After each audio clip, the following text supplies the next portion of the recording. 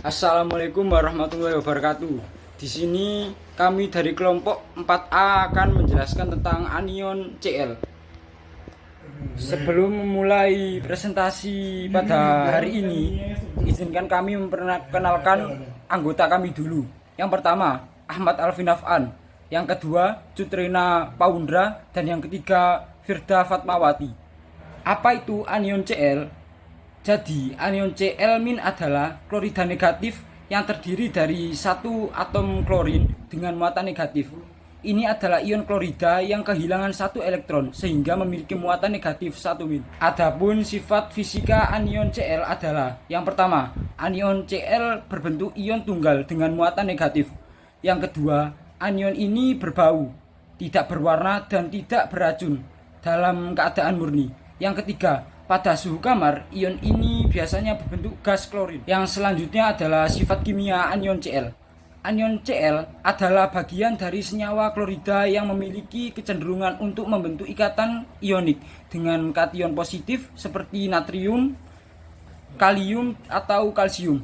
Yang kedua, senyawa klorida yang mengandung anion Cl- umumnya larut dalam air.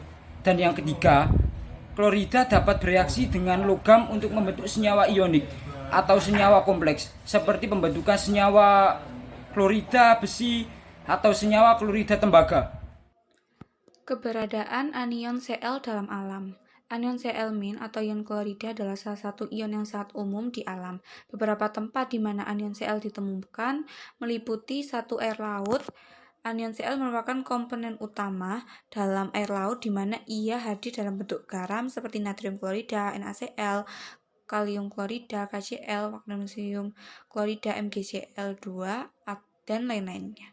2. Air tawar. Meskipun dalam konsentrasi yang lebih rendah daripada di air laut, anion Cl juga hadir dalam air tawar sebagai hasil dari erosi batuan dan proses geologi lainnya. Yang ketiga, tanah. Anion Cl juga dapat ditemukan dalam tanah, terutama dalam bentuk senyawa mineral seperti stearite, KCl, atau dalam bentuk ion yang larut dalam air. Yang keempat, ada atmosfer. Sebagian kecil klorida bisa terbawa oleh angin dan endapan di permukaan bumi sebagai hasil dari proses atmosfer seperti hujan. Anion Cl adalah salah satu ion yang sangat penting bagi kehidupan, terlibat dalam berbagai proses biologis, termasuk dalam fungsi seluler dan transportasi air dan ion di dalam tubuh makhluk hidup. Selanjutnya, penggunaan anion Cl dalam industri. 1. Industri kimia. Klorida digunakan dalam bentuk sebagai bahan kimia seperti asam klorida HCl yang digunakan dalam proses pembuatan polivinil klorida atau PVC, pelarut organik, dan bahan kimia lainnya. 2. Industri makanan. Klorida digunakan dalam produksi makanan sebagai bahan tambahan, pengawet, dan penguat rasa. Natrium klorida atau garam adalah bahan penting dalam industri makanan untuk memberikan rasa dan mempertahankan keseimbangan elektrolit. Yang ketiga, industri farmasi. Klorida digunakan dalam pembuatan obat-obatan dan produksi farmasi lainnya sebagai bahan baku atau proses produksi. Yang keempat, industri pengolahan air.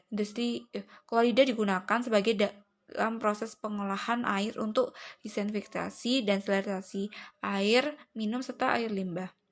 Yang kelima, ada industri metalurgi. Dalam metalurgi, klorida digunakan sebagai agen oksidasi dalam pemurnian logam seperti aluminium dan magnesium. Yang keenam, ada pemurnian emas. Klorida sering digunakan dalam proses pemurnian emas dari bijinya. Yang ketujuh, ada pulp dan kertas. Klorida digunakan dalam proses pembuatan kertas sebagai bahan pemutih. Yang kedelapan, ada industri pengolahan limbah. Klorida digunakan dalam proses pengolahan limbah untuk pengendapan logam berat dari limbah industri. Penggunaan klorida dalam berbagai industri menunjukkan pentingnya anion Cl- dalam berbagai proses manufaktur dan aplikasi teknis. Reaksi anion Cl. 1. Reaksi dengan logam aktif. Klorida dapat bereaksi dengan logam aktif seperti natrium atau kalium untuk membentuk garam klorida dan menghasilkan gas hidrogen. Contohnya yaitu reaksi antara natrium dan klorin. 2 Na ditambah dengan Cl2 menghasilkan 2 NaCl. Yang kedua yaitu reaksi dengan asam. Anion klorida dapat bereaksi dengan asam untuk membentuk garam dan air. Contohnya yaitu reaksi antara asam klorida atau HCl dan natrium hidroksida atau NaOH. HCl ditambah dengan NaOH menghasilkan NaCl ditambah dengan H2O. Reaksi dengan oksidator. Klorida dapat bertindak sebagai agen reduktor dalam reaksi dengan oksidator. Misalnya, dalam proses pemurnian air, klorida dapat bereaksi dengan ozon atau O3 untuk membentuk oksigen atau O2 dan ion klorida bebas. Yang keempat, reaksi dengan senyawa logam. Klorida dapat membentuk senyawa kompleks dengan logam seperti pembentukan senyawa tetraklorida atau tembaga dalam larutan berlebihan klorida dengan menambahkan ion tembaga 2. Dan yang kelima yaitu reaksi oksidasi. Dalam kondisi yang sesuai, anion Cl dapat mengalami oksidasi menjadi klorin gas Cl2 atau ion hipoklorit atau ClO yang berperan penting dalam proses pemutihan dan disinfeksi. Dan yang terakhir adalah reaksi dalam pemurnian logam. Dalam proses pemurnian logam, klorida dapat digunakan sebagai agen kompleksan untuk membantu dalam ekstraksi logam dari bijinya. Toksisitas anion Cl. Toksisitas anion klorida adalah berkaitan dengan kesehatan dan keamanan lingkungan. Klorida adalah anion negatif yang terdiri dari atom klor yang memiliki satu elektron lebih daripada jumlah elektron yang stabil. Klorida dapat membentuk berbagai jenis senyawa termasuk senyawa organik dan inorganik. Klorida inorganik seperti natrium klorida atau NaCl sering digunakan sebagai garam makanan, bahan pengawet, dan bahan baku industri.